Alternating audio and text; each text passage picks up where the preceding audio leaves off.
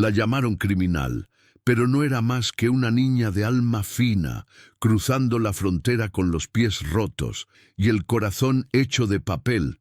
Era de noche, pero no de esas noches que traen descanso. No, aquella era la clase de noche que traga nombres, que entierra promesas y que esconde bebés en el silencio. Ella se llamaba María, aunque en los papeles del gobierno no se llamaba nada. Tenía 19 años y un vientre que ya no era solo suyo. El niño venía en camino y cada paso dolía más que el anterior. Pero María no gritaba. No podía, porque allá en la frontera los que gritan son los primeros en desaparecer. El desierto no perdona, ni el sol de la tarde, ni el frío de la madrugada. Solo las piedras saben cuántos cuerpos han visto pasar, descalzos, embarazados, invisibles. A ella nadie la esperaba. Ninguna casa, ningún hospital, ninguna cama. Solo aquel arbusto seco y una camiseta vieja de una mujer que se llamaba Elena, la misma que murió 2 días antes, por no poder más. Fue ahí, entre espinas y tierra suelta, que el bebé de María decidió nacer, sin doctores, sin nombre, sin voz, envuelto en la única camiseta limpia, apoyado contra el pecho de una madre que no sabía si iba a vivir una hora más. El bebé no lloró, solo respiró suave, como si ya supiera que en este mundo hacer ruido es peligroso. Y aún así, María oró, con los labios partidos y la fe intacta. No permitas que muera por haber nacido en el lugar equivocado, susurró al cielo. Y esa noche, por un momento, las estrellas parecieron escucharla, pero las estrellas no pueden detener a los hombres de uniforme, y cuando llegó el ruido, las luces, los gritos, ella supo que el tiempo se había acabado. Pero lo que hizo después, nadie lo esperaba. Si alguna vez te sentiste olvidada o culpable por solo intentar sobrevivir, quédate conmigo. Esta historia no nació para ser bonita, nació para ser contada. A veces, la decisión más difícil no se grita, se hace en silencio. María tenía 38 segundos, 38, desde que escuchó los pasos, desde que vio los rifles, desde que entendió que no había salida. Corrió, pero no para escapar, sino para esconder aquel bebé que no pidió nacer, aquel pedazo de vida que aún olía a esperanza. Lo dejó entre 2 piedras, lo envolvió bien, le cantó una canción que su madre le cantaba en la ceiba. Duerme, mi niño, que la luna ya te vio. Duerme, mi vida, que mamá no se rindió. Y con la tierra todavía en las uñas y las lágrimas atoradas en la garganta, María se entregó. Los hombres no preguntaron nada, solo apuntaron, solo gritaron, solo esposaron. Otra ilegal. Con suerte no trajo drogas, dijo uno. Pero lo único que ella traía era leche en el pecho y sangre entre las piernas. No sabían que acababa de dar a luz, ni les importó. La metieron en una jaula con otras 5 mujeres. La más joven tenía 15, la mayor 60. Y ninguna hablaba inglés. Los guardias hablaban de ellas como si fueran animales, como si no sintieran, como si no lloraran. Pero María no lloraba. Ella solo miraba a la puerta, esperando oír un llanto, una señal, algo. Pero el silencio, ese silencio que lo cubre todo como ceniza, fue lo único que quedó. El mismo silencio que llenó el pequeño cuarto del albergue, cuando una voluntaria encontró algo entre las piedras. Una camiseta vieja, un hilo de sangre seco y 2 ojos. 2 ojos oscuros que aún no entendían por qué el mundo empezaba así. El bebé fue llevado al hospital, luego a un hogar temporal, y cuando finalmente la jueza leyó el informe, ni siquiera levantó la mirada. Lo mejor para todos, dijo, será adoptado por una familia americana, una de verdad. Y con esa frase, sin alma ni remordimiento, firmó el destino de una madre que aún ni sabía si su hijo estaba vivo. Pero esa noche, una de las voluntarias del albergue hizo algo que no estaba en su contrato. Se llevó la camiseta a casa, y la lavó, y la dobló, y la guardó. No sabía por qué, solo sentía que todavía no era el final. Pero el verdadero problema empezó cuando María por fin habló. Los barrotes no siempre son de hierro, a veces son de idioma, de papeles que no se entienden, de voces que te juzgan sin mirarte a los ojos. A María la encerraron en una celda sin ventanas. Olía a miedo seco, a sudor viejo, a desesperanza. Las otras mujeres la miraban en silencio, algunas con ojos de espejo, sin fondo, otras con rabia contenida, como si el encierro fuera una costra que no dejaba de arder. Una de ellas le ofreció agua, otra le dio un crucifijo, pequeño, de plástico blanco, con una grieta en el pecho de Cristo. «Guárdalo. A mí me ayudó cuando quitaron a mi niña». Eso fue todo lo que dijo. María no preguntó nada, solo apretó el crucifijo en la mano, como si pudiera agarrarse del cielo para no caerse por dentro. Las noches eran eternas. Las luces nunca se apagaban del todo.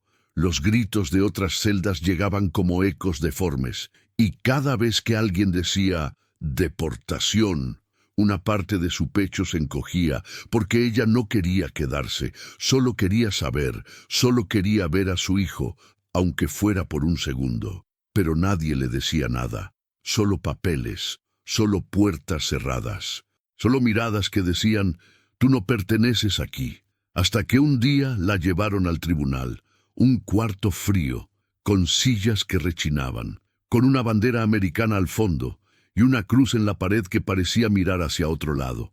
María iba esposada, desnutrida, rota. La jueza era una mujer blanca con un peinado perfecto y una boca que pronunciaba palabras como si cortara carne. «¿Dónde está el bebé?», preguntó María. Apenas se sentó. Silencio. El abogado, uno de oficio con los ojos cansados y el alma en otra parte, solo movió la cabeza como si dijera «no hagas ruido». Pero María no podía callar más. «Yo parí, ahí, entre piedras. Él respiró. Él vivió. ¿Dónde está?». Fue entonces que la jueza bajó la mirada por un segundo, casi un pestañeo, y dijo: «El niño fue encontrado solo. Está bien, será adoptado. No hay vuelta atrás. Y sinceramente, es lo mejor para todos. Lo mejor para todos». Como si esa frase pudiera borrar el dolor, como si quitarle el hijo a una madre fuera una forma de justicia. María no gritó, no suplicó, solo apretó el crucifijo, hasta hacerse sangre en la palma, y en ese momento, la intérprete, una mujer morena, con acento caribeño y ojos húmedos, parpadeó lento, como si viera algo en María, algo que le dolía a ella también, pero no dijo nada, aún. Fue después, cuando María escribió aquella carta, que todo empezó a cambiar. No tenía lápiz, ni cuaderno, ni permiso para escribir. Pero María tenía memoria, y cuando la noche bajaba como una sombra lenta, ella recitaba en la mente lo que quería decirle a su hijo. Lo hacía en voz baja, como oración, como promesa. «Si algún día llegas a preguntar por mí, que te digan que te quise, con el cuerpo roto, con el alma en jaula, pero te quise». Una noche, una de las mujeres de la celda, una salvadoreña que cosía pañuelos con hilos invisibles, le ofreció un pedazo de papel higiénico, y con un lápiz roto, María escribió. No su nombre, no su historia, solo una carta, para el bebé que nació en la frontera. «Mi niño, no sé si estás vivo, no sé si te dieron otro nombre, pero si tus ojos se parecen a los míos, si alguna vez te sientes solo, quiero que sepas que no te abandoné. Me quitaron el derecho de tenerte, pero no podrán quitarme la esperanza de encontrarte». La carta no debía salir de esa celda, pero salió. Una guardia nueva, de esas que aún no endurecieron el corazón, la encontró bajo la almohada. Y en lugar de tirarla, la metió en su bolso, la llevó a casa, la leyó 3 veces, y no pudo dormir. Tenía una hermana que también cruzó la frontera embarazada, y de pronto, María ya no era solo una interna más, era una herida abierta que reconocía. Y esa carta llegó a las manos de alguien más, una periodista joven que trabajaba encubierta en la corte migratoria y que estaba buscando una historia real, una historia como la de María. Ella la leyó en un café, entre ruido y olor a pan viejo. Y cuando terminó, lloró, no por compasión, sino por rabia, porque sabía que eso no era un caso aislado, era una política, un sistema, una costumbre, y entonces buscó el nombre de la jueza, la misma que ya tenía 3 denuncias anteriores, por comentarios racistas, por adopciones forzadas, por decidir futuros, como si firmara recibos, pero nunca nadie había hecho nada, hasta ahora, porque la periodista encontró algo que nadie más tenía, una grabación. El diablo no siempre grita, o veces usa toga y habla con voz dulce mientras firma sentencias que rompen familias. Aquella jueza, la del peinado perfecto y alma entumecida, tenía una costumbre, dejar el micrófono encendido, aunque no supiera. Era vanidad, tal vez, o descuido, o soberbia de saber que nadie la tocaría, pero un día, después de una audiencia, cuando ya todos habían salido de la sala, quedó sola con su asistente, y lo dijo: «Otra más que viene pariendo hijos por el desierto. Después quieren que uno les tenga lástima, pero hay que cortar esto desde la raíz. Ese bebé tendrá una vida mejor sin ella, una americana lo va a criar, una de verdad». Eso quedó grabado, no como evidencia oficial, no en los documentos, pero sí en un viejo celular que la periodista recibió de manos temblorosas. Las de la intérprete, sí, aquella mujer morena que había tragado su llanto en la sala del tribunal, la misma que ahora no podía más con el silencio. «No supe cómo hablar en su momento», le dijo a la periodista, «pero esa mujer, la jueza, ella no solo quita hijos, ella castiga madres, como si fuera Dios». La grabación era corta, cruda, irrefutable, y con eso, la historia de María dejó de ser una tragedia invisible, para convertirse en una verdad peligrosa. Pero antes de publicarla, la periodista fue a verla, en la prisión, no para entrevistarla, sino para mirarla a los ojos, para decirle que alguien, al fin, estaba escuchando. María se sentó frente al vidrio, con las manos juntas como en misa. «¿Él está vivo?», preguntó con voz baja. La periodista asintió. «Sí, está con una familia temporal, pero no está perdido». María cerró los ojos. Por primera vez lloró, no de miedo, no de rabia, de alivio. Ese alivio que duele más que cualquier golpe, porque llega cuando uno ya se había resignado a no sentirlo más. «¿Puedo verlo?», preguntó después. La periodista no respondió. No aún, porque lo que vino después fue una orden de deportación inmediata. Firmaron su destino como quien firma una factura, rápido, frío, sin mirar los ojos de la persona que será desarraigada. Deportación inmediata, sin juicio, sin apelación, sin nombre. Una cifra más. El abogado no dijo nada. Ya había visto cientos de Marías. Ya no lloraba por ninguna. Pero la periodista no se quedó callada. Con la grabación en la mano y la carta en el bolso, salió del tribunal como quien lleva una bomba. Y fue directo al medio que la había contratado. «O publican esto, o me voy yo también». La redacción dudó. El caso era delicado. La jueza era poderosa, pero la verdad ya no cabía en las sombras. El reportaje salió un martes, con título grande y la voz de María en cada párrafo. La dejaron sin bebé por no tener papeles. La jueza dijo que era lo mejor para todos. El país se estremeció. Unos negaron, otros insultaron, pero miles de mujeres como María compartieron la historia. Eso me pasó a mí. Mi hermana también perdió su hijo así. No estamos solas. Mientras tanto, en el centro de detención, María aún no sabía nada. Solo sentía el aire más denso, las miradas más largas y las puertas más vigiladas, hasta que la misma guardia que había guardado su carta le entregó una Biblia. «Toma, página 119. Alguien dejó algo ahí». María la abrió. Entre las páginas, una foto, un bebé, con la misma nariz, la misma curva en la ceja. Y al dorso, una frase: «Todavía no terminó». María apretó la Biblia contra el pecho, se sentó en el suelo y oró, no por milagros, no por venganza, por justicia, esa que tarda, esa que duele, pero cuando llega, sana lo que parecía podrido. Y justo cuando la iban a subir al avión, alguien gritó su nombre. Hay nombres que el sistema intenta borrar, pero cuando una madre los guarda en oración, ni la injusticia puede callarlos para siempre. María ya estaba en la fila, algemada, con los zapatos devueltos, como quien recibe de vuelta su dignidad solo para subir a un avión que no pidió. Iba a ser deportada en silencio, sin apelación, sin su hijo. Pero entonces, entre radios encendidos y motores rugiendo, una voz cortó el aire. María Esperanza López. No era un llamado común, era una grieta en el protocolo. Los agentes se miraron entre sí. La fila se detuvo. El piloto esperó, y María cerró los ojos, como si algo dentro de ella ya supiera que su historia aún no había terminado. La mujer que gritó venía corriendo con un sobre en la mano. Era la asistente social, la misma que antes había callado, la misma que no pudo vivir con eso. Ahora traía una orden, una liminar urgente, sellada por un juez federal.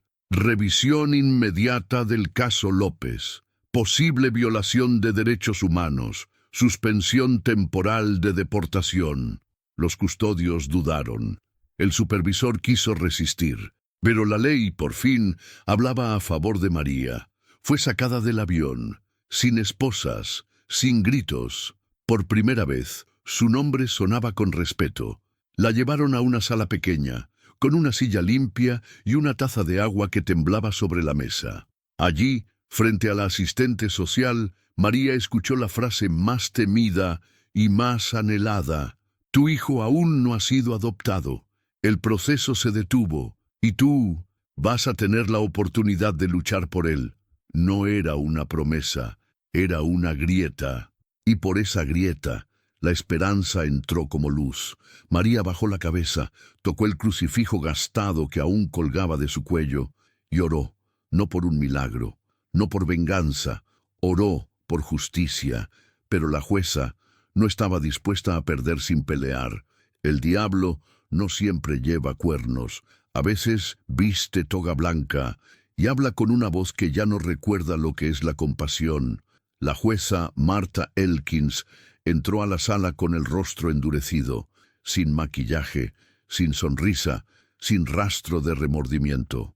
La prensa estaba presente, también abogados, defensores, cámaras, y en una esquina, María, sentada, silenciosa.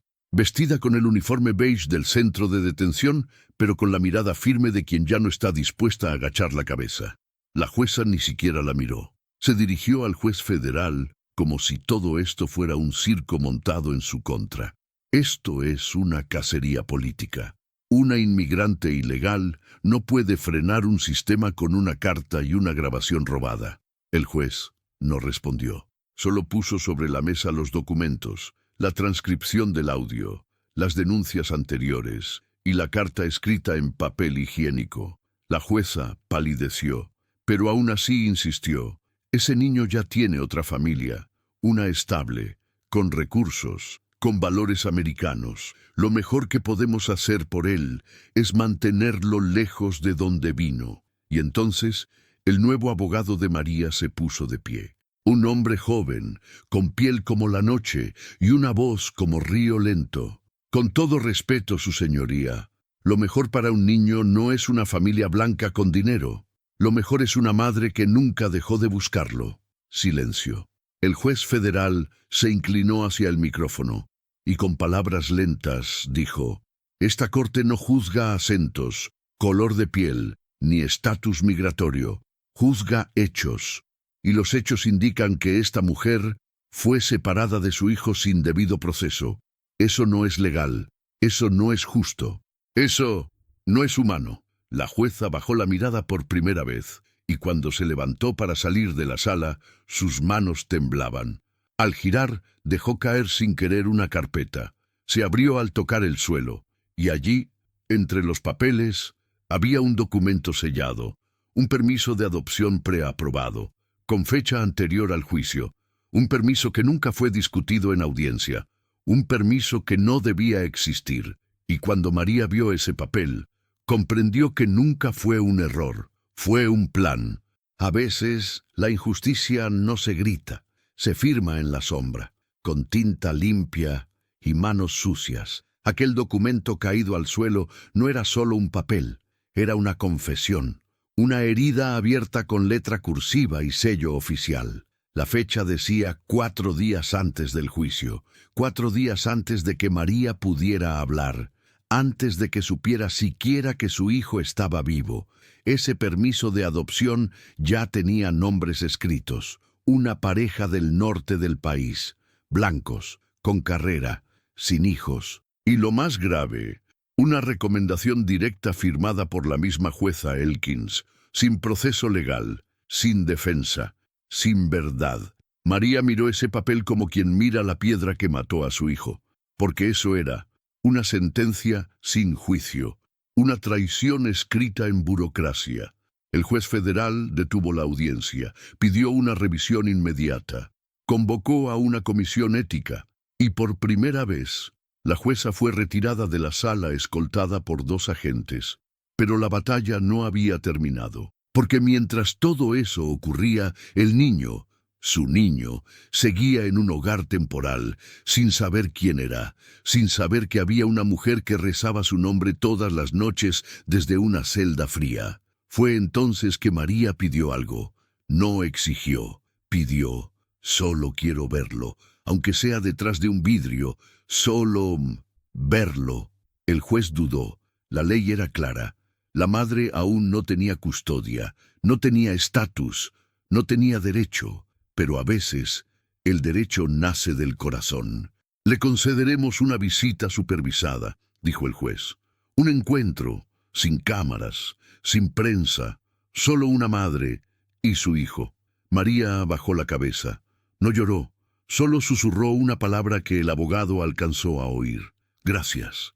Y días después, cuando la puerta del centro comunitario se abrió, ocurrió algo que nadie esperaba. El aire olía a limpieza, a desinfectante, a espera. María entró al cuarto con el paso lento de quien carga demasiados inviernos en los hombros. Llevaba un vestido sencillo, prestado por una voluntaria, el crucifijo colgando, el alma temblando. En una esquina, una trabajadora social sostenía a un niño, de pie, con un pequeño suéter azul y ojos que no sabían qué buscar. María se quedó quieta, por miedo, por respeto, por no romper algo frágil.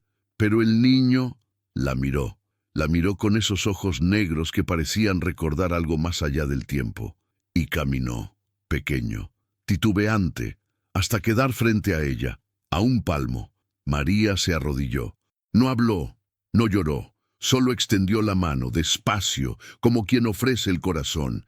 El niño la tocó, y entonces la tocó el alma.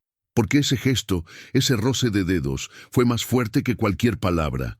No dijo mamá, no sabía, pero no se apartó. Se quedó ahí, pegado a ella, como si algo antiguo y sagrado se hubiese reconocido en silencio.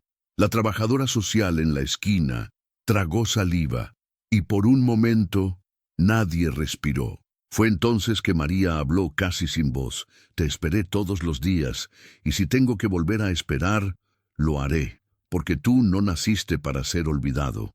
El niño no respondió, solo apoyó su cabeza en su pecho y cerró los ojos. Y allí, entre esos brazos que no habían podido abrazar, el mundo pareció detenerse. Pero lo que María no sabía era que alguien estaba grabando desde el pasillo, alguien que no debía estar ahí.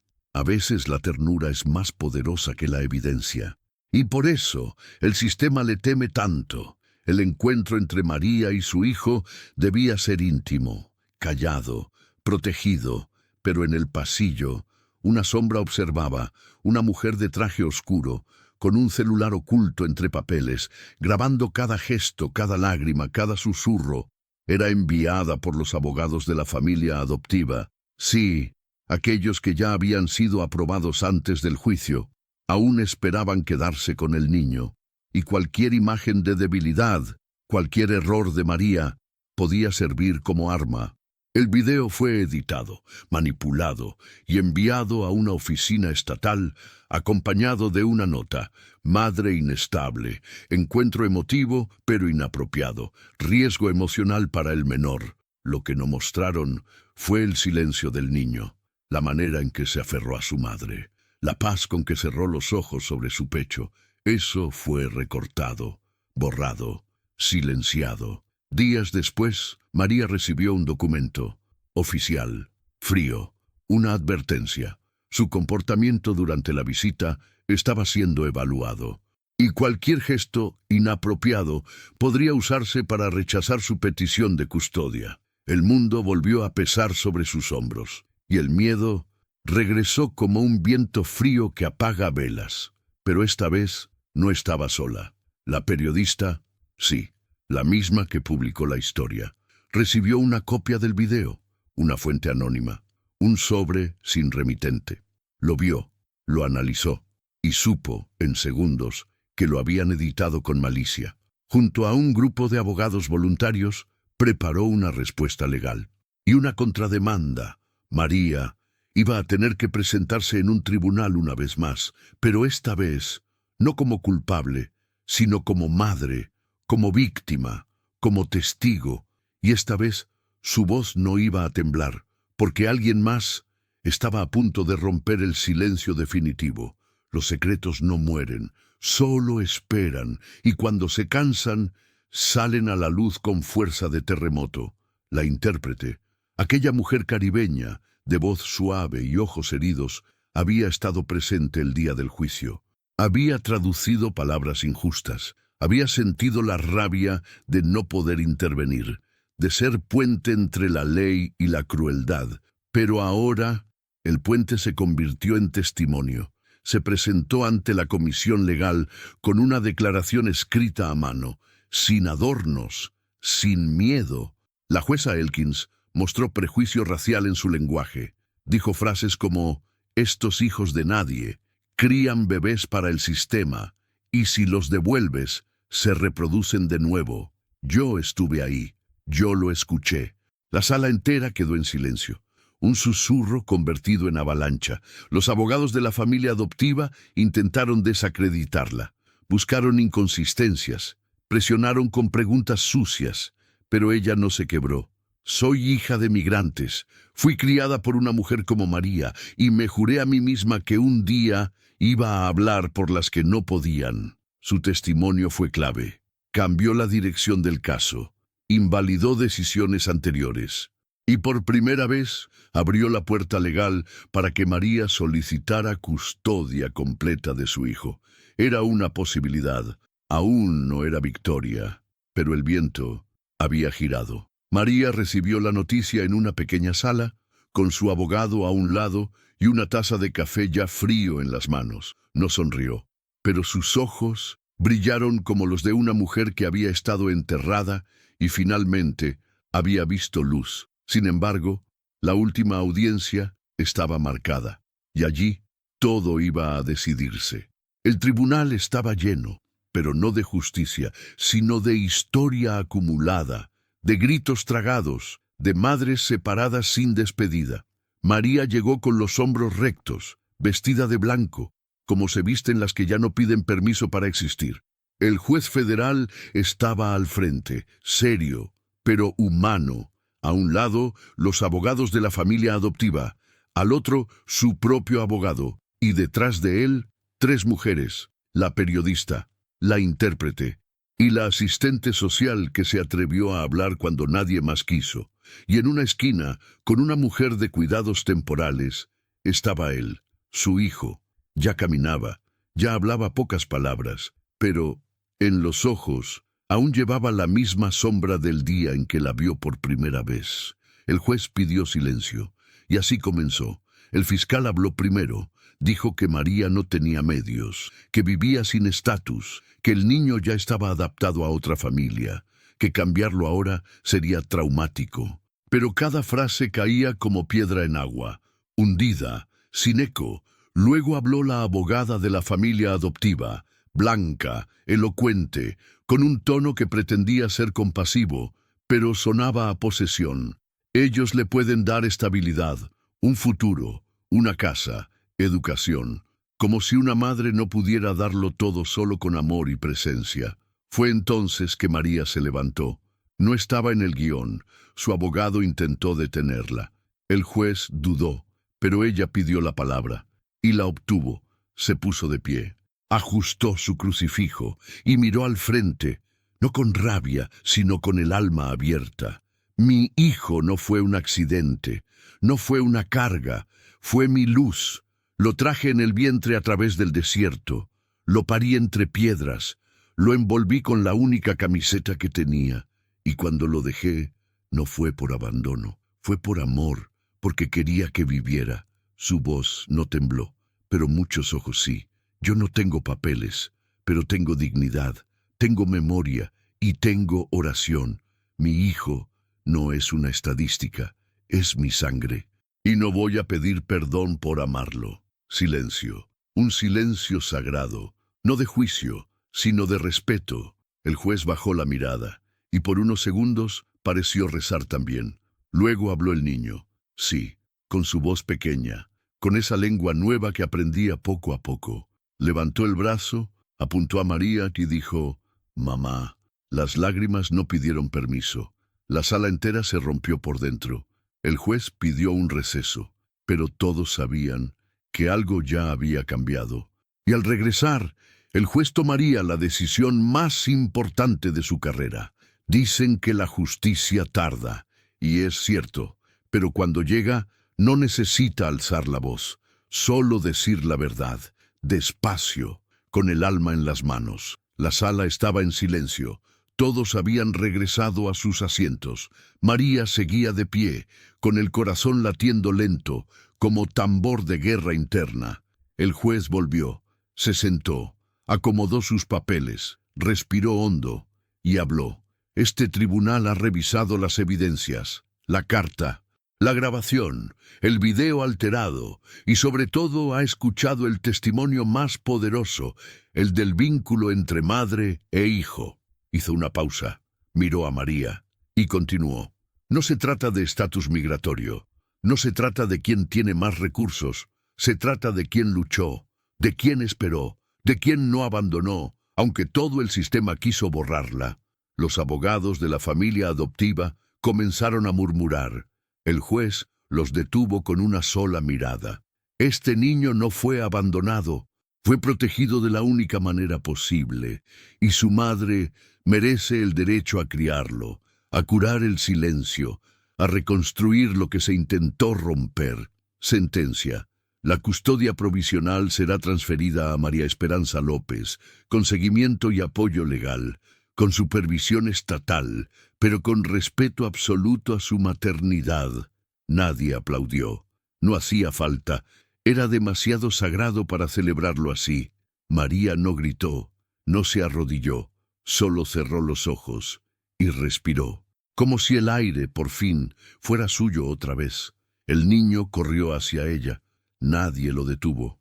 La abrazó, y ese abrazo fue más fuerte que cualquier sello oficial. Después de tantos meses, después de tanta injusticia, la verdad había encontrado su forma, no como venganza, sino como restauración. María salió de la corte con su hijo en brazos, el crucifijo brillando bajo el sol, y la dignidad caminando a su lado. Pero allá afuera había cámaras, micrófonos, preguntas, y una historia que ya no le pertenecía solo a ella, sino a todas las mujeres que alguna vez fueron silenciadas.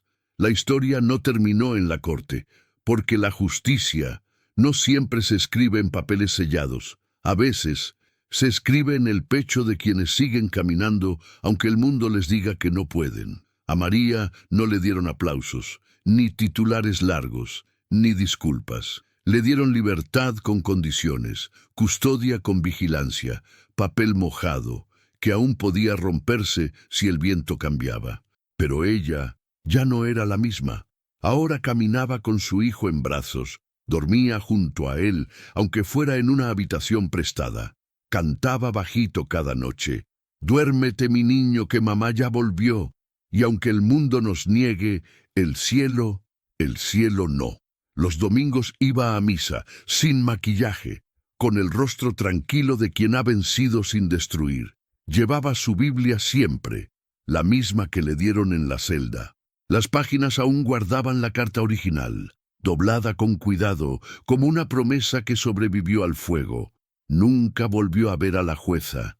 Ella fue suspendida y luego retirada discretamente. Tampoco volvió a hablar con la periodista, ni con la intérprete, ni con la trabajadora social, pero las recordaba, una por una, no como salvadoras, sino como hermanas, que supieron cuándo romper el silencio.